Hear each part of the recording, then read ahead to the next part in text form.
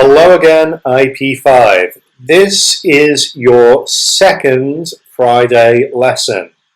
Please make sure that you've already watched the first Friday lesson, lesson 111, before you watch this lesson, lesson 112. In the first lesson today, we talked about using interjections, and now we're going to talk about using quotations. Before we move on to quotations, we're just going to check the first lesson's homework. Okay, this is your homework for the last lesson, workbook page 94. Number 1, great! Exclamation points. Number 2, wow! Exclamation points. Number 3, comma. Number 4, hey! Exclamation points. Number 5, good grief! Exclamation points. Number 6, well, comma. Number 7, oh, comma. Number 8, ha! Exclamation points. Number 9, goodness! Exclamation points. Number 10, well, comma.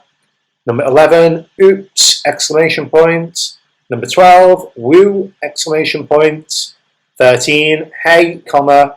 14, oh no! Exclamation points. Number 15, ha! Comma. 16, cheers! Exclamation points. 17, well, comma. And 18, hey! Exclamation points. So give yourselves a score out of 18. Okay, so this lesson, lesson 6, we're talking about quotations. And I hope you all remember what quotations are. You've done it many, many times. So a direct quotation is when we write the exact words that someone has said. And direct quotations could be at the beginning or the end of a sentence.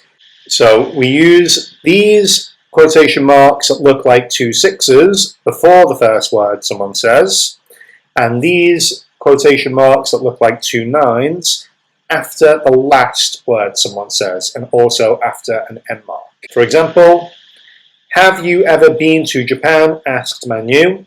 The words Manu says are, have you ever been to Japan? And we put them inside quotation marks. So quotation mark before the first word he says, and after the end mark. Ploy answered, no, I haven't. The words Ploy says are, no, I haven't. When you write a quotation, you need to capitalize the first word that the person says. So Farsai asked, where did I leave my backpack? You would capitalize the beginning of the sentence if that comes before the quotation marks, but you also capitalize the first word inside the quotation marks. And again, it's outside, replied TJ. We've got capital letter at the start. If a quotation comes at the end of a sentence, you use a comma before the quotation to separate it from the rest of the sentence. And you also need to make sure that you put an end mark after the last word someone says, but before the last quotation mark. So Tam asked, comma, quotation mark, what day is it? Question mark, quotation mark. Amy answered, comma, quotation mark, it's Friday, end mark, quotation mark. Okay, so we've just talked about using quotations at the end of a sentence, where the words that tell us who is speaking come before the quotation. When the quotation comes at the start of the sentence, before the words that tells us who is speaking, there are some different rules to remember. You do not put a full stop inside quotations if the quotation is before words saying who is speaking. Instead of putting a full stop inside those quotation marks, you use a comma. You don't use a full stop until the full end of the sentence when we've seen the words say who is speaking. So, I'm hungry, comma, quotation mark, said C, full stop. So we don't put full stops inside quotation marks at the beginning of a sentence, but we can still use question marks and exclamation points, so it is a bit confusing. So quotation mark, what did you have for breakfast? Question mark, quotation, asked, prompt, full stop. Quotation mark, nothing at all, exclamation point, quotation mark, cried C, full stop. And this last sentence is a command, which again, usually would have a full stop, but we don't use full stops in quotation marks at the beginning of a sentence. So again, we're using a comma, then go and eat something, comma, prompt told him, full stop. Sometimes the words that tell us who is speaking appear in the middle of the words that they are saying. So you need to have quotation marks on both sides of the quotation. Then we need to make sure we have a comma or an end mark after the first part of the quotation. If the second part of the quotation is carrying on the same sentence, then the second part of the quotation starts with a lowercase letter. But if the second part of the quotation is a new sentence, then it would need a capital letter. So, quotation mark, I think, comma, quotation mark, said Imi, comma, quotation mark, lowercase t, that we should go ice skating, full stop, quotation mark. So the words that Imi says are, I think that we should go ice skating. But the part that tells us that it is Imi who is speaking is in the middle of that sentence. So because it's one sentence, we pause with a comma to show that Imi is the person that said, but then we continue the sentence with a lowercase letter. Next one, I'd rather go bowling, replied Pi. Bowling is much more fun. The words that tell us that it is Pi who is speaking go in the middle of the quotation, but Pi says two sentences. I'd rather go bowling is one sentence, and we end that with a comma, not a full stop. But now we know that Pi has already finished speaking, and we put a full stop after Pi. But then we continue the quotation with a new sentence that she says, bowling is much more fun, with a capital letter. Again, do you think so? Asked Imi. I've always preferred skating. Do you think so stands on its own as a sentence. So we've got the end mark and the quotation mark. Then we've got asked Imi, and because the sentence is finished, we need to finish this sentence as well with a full stop. And then she continues speaking with a new sentence, I've always preferred skating, which starts with a capital letter. Okay, please open your textbook to page 194 and look at questions 1 to 4.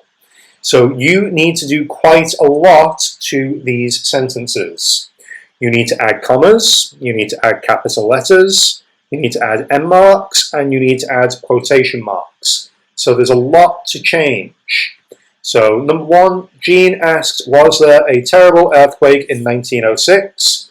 You need to add punctuation to make that correct. So do questions 1 to 4. If you don't have your textbook, when you pause the video, write it down. If you do have your textbook, add just the punctuation marks to these sentences. So please pause the video and press play when you finish up to question 4. So please pause now. Okay, have you finished? If you finished up to number 4, keep watching for the answers. Okay, number 1, Jean asked, comma, quotation mark, capital W on was there a terrible earthquake in 1906? Question mark, quotation mark. So we have to add 1, 2, 3, 4, 5 things to that sentence to make it correct. If you missed one thing, you can have half a point. But if you made 2 or more mistakes, 0. Number 2, Peter replied, comma, quotation mark, capital Y for yes. Yes, it happened in San Francisco, full stop, quotation mark. Number 3, quotation mark, capital O for over the years, comma, quotation mark, said Jean, comma, quotation mark, the city has been rebuilt, full stop, quotation mark. So this one's got 1, 2, 3, 4, 5, 6, 7, 8 things to change. Number 4, quotation mark, capital H for how beautiful San Francisco is now, exclamation point, quotation mark. Okay, give yourselves a score out of 4. It was quite difficult. There's a lot of things to change there. If you get 1 or 2 out of 4, I want you to go back to the start of the video where I started talking about lesson 6, and I want you to watch the rules for quotations again, because there's a lot to remember. So if you get 1 or 2 out of 4, go to the beginning of the PowerPoint and remind yourselves of the rules before you look at the next set of questions. If you got 3 or 4 out of 4, you can move on to the next questions. So look at page 195 and answer questions 5 to 11. You need to do the same thing. You need to add punctuation marks, capital letters, and you need to make these quotations correct. So please pause the video and press play when you've finished up to number 11. So please pause now. Okay, if you finished up to number 11, you can keep watching for the answers. Number 5, Ralph said, comma, quotation mark, capital T, 10 fire engines arrived in 15 minutes, full stop, quotation mark. Number 6, Ira exclaimed, comma, quotation mark, capital I, it destroyed an entire block of buildings, exclamation point, quotation mark. Number 7, quotation mark, capital W, wasn't a firefighter slightly injured, question mark, quotation mark, asked Holly, full stop. Number 8, we've already got the first quotation mark, capital Y for yes, but the people in the buildings escaped unhurt, comma, quotation mark, said Ira, full stop. Number 9, quotation mark, capital I, it was the biggest fire I've ever seen, exclamation point, quotation mark, exclaimed Ralph, full stop. Number 10, quotation mark, capital T, street was blocked off, comma, quotation mark, said Holly, full stop, quotation mark, capital H, how did you see it, question mark, quotation mark. Number 11, quotation mark, capital W, well, comma, quotation mark, said Ralph, comma, quotation mark, we watched from 8th Street, full stop, quotation mark. So give yourselves a score out of 7. So I hope by now everyone's getting at least 5. I know there's a lot of rules to remember. Okay, IP5, that is the end of our second lesson today. Your homework is to do workbook page 96. Make sure you finish that before you watch lesson 113 on Tuesday, 26th of January. Before we finish, I'll just explain the homework. Okay, this is your homework, workbook page 96. Section A, you need to do like we've just done. Write these sentences again using any missing capital letters, commas, M marks, or quotation marks. Section B, it says there are 6 errors. There's 6 things missing. Now, I actually already wrote the answers to this, so I could give you the answers in the next lesson. I got a little bit confused myself. It says 6 errors. You're actually going to need to add 8 things. When it asks you to do quotation marks, it's counting the first quotation mark and the second quotation mark as one mistake. So when you need to add quotation marks, you're adding 2 things to fix 1 error. So you're going to change 8 things on this to find 6 mistakes. So that is the end of our second lesson today, IP5. And until Tuesday, thank you, IP5.